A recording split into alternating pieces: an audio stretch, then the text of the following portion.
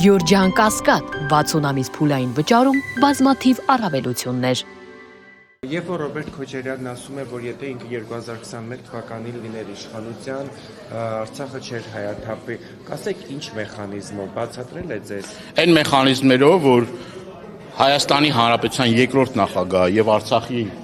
Հանրապետության առաջին նախագահը հենց այդ ճգնաժամային իրավիճակում, հենց այդ անելանելի իրավիճակներում թավացյալ որ պատասխանատվություն ստանձնող մարդիկ էլ չկային, ստանձնել է Արցախի Հանրապետության նախագահի ղեկը, ինքնապաշտպանական ուժերի հրամանատարությունը ստանձնել է ինքը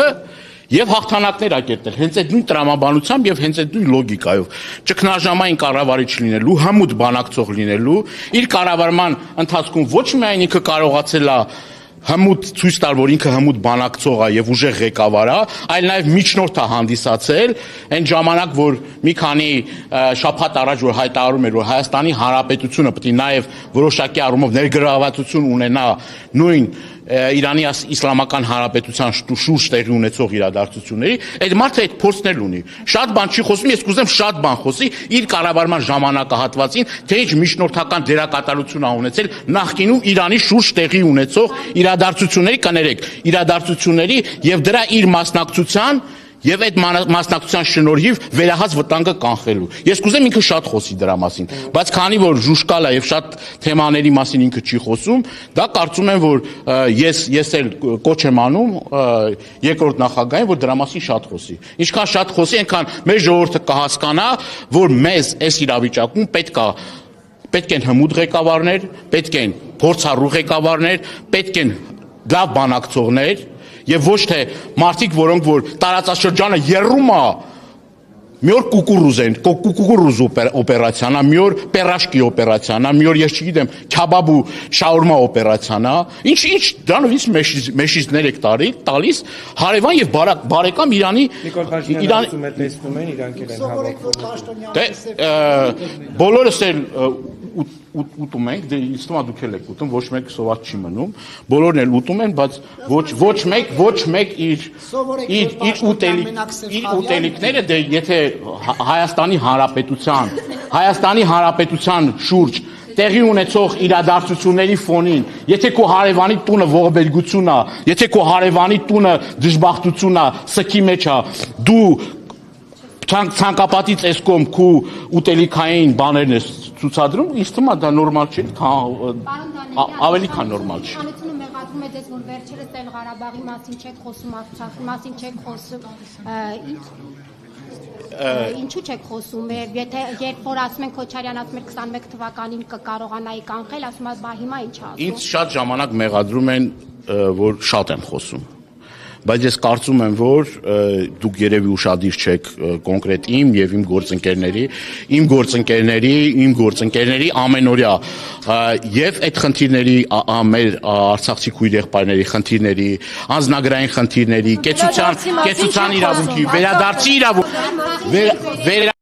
իրավունքի մասին, այսօր անգամ վերադարձի իրավունքի հարցը բանակցային սեղանին դրված չէ։ Մենք ինչ ենք ասել, նաև մեր համագումարի ժամանակ, որ Արցախի վերադարձի հարցը պետք է դրվի բանակցային սեղանին։ Դա այն իրավունքն է, որը որ պաշտպանվում է գրեթե բոլոր պետությունների կողմից, եւ դա անկալելի է բոլոր պետությունների կողմից։ Նորմալ պետությունների մասին է խոսքը, ավտորիտար պետությունների մասին չի խոսքը։ Եւ դա այդ օրակարգի մասին մենք շատ ենք խոսել։ Գրեթե ամենօրյա ռեժիմով ենք խոսել, էլ չգիտեմ, էլ ոնց պետք է խոսանք, հիմա էլ նորից էլի կրկնում եմ, որ արցախահայերի վերադարձի իրավունքի հարցը այս փուլում շատ իրատեսական է եւ դա մենք պետք է անընդհատ խոսենք դրա մասին եւ այս խնդիրները պետք է անպայման բարձրացնենք։ Ուրեմն տեսեք Արցախի հարցի վերաբերյալ հետեւյալը կասեմ։ Արցախի էջը ուզում են փակել այս իշխանությունները։ Իրենք գիտես ոնց որ մարդուն ծանր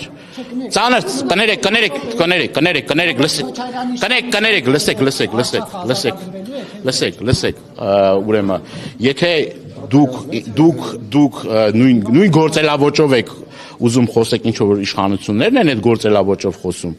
մենք ոչ թե չէ, գիտեք, իրանց ասածն եք ասում, թե ձեր կարծիքն է դա։ Ես ասում Ղարաբաղցի Ռոբերտ Քոչարյանը Ուրեմն լսեք, Ղարաբաղցի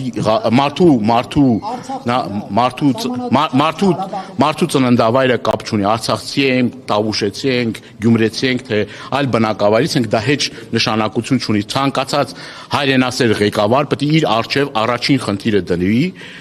արցախցիների վերադարձի խնդիրը եւ իրավունքը։ Հիմա մենք չենք խոսում Արցախի իշխանությունների մասին է խոսքը, իշխանությունները չեն խոսում Արցախ վերադարձի մասին, Ադրբեջանը ֆինանսավորում է Արևմտյան Ադրբեջան կոնցեպտը, Արևմտյան Ադրբեջան գաղափարը եւ ադրբեջանցիների ստե բնակեցման հարցը։ Բանակցային սեղանի չեն դրվում մեր 100,000-ավոր հայրենակիցների վերադարձի հարցը, որը Բաքվում, Կիրովաբադում, Գանձակում, կներեք, Սումգայիթում ապրել են։ Այդ հարցերը որևէ մեկը չի դնում։ Ինքնորոշման, կներեք, վերջացնեմ ես։ Ի վերջո, ինքնորոշման իրավունքի դրույթը եռանախագահների կողմից դրվել է այդ դրույթը Միշկի խմբի եռանախագահների կողմից ազգերի ինքնորոշման իրավունքի հարցնադրվել,